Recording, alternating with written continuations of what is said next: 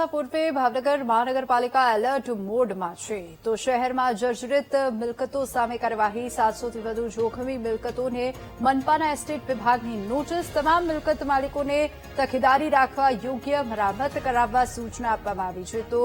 વડવા રાણીકા ગામતળ વિસ્તારોમાં સૌથી વધુ જૂના અને જર્જરિત મકાનો છે શહેરીજનોની સુરક્ષા માટે મહાનગરપાલિકાની કાર્યવાહી પ્રી મોન્સૂનના ભાગરૂપે ભાવનગર મહાનગરપાલિકાના એસ્ટેટ વિભાગ દ્વારા સમગ્ર સિટીમાં હાલ નોટિસ આપવાની કાર્યવાહી ચાલુ છે જે અંતર્ગત 350 થી 300 જેટલી નોટિસો આપવામાં આવેલી છે અને તે ઉપરાંત 501 નોટિસ હજી આપવાની રહે છે જે મિલકતો અતિ જર્જરિત છે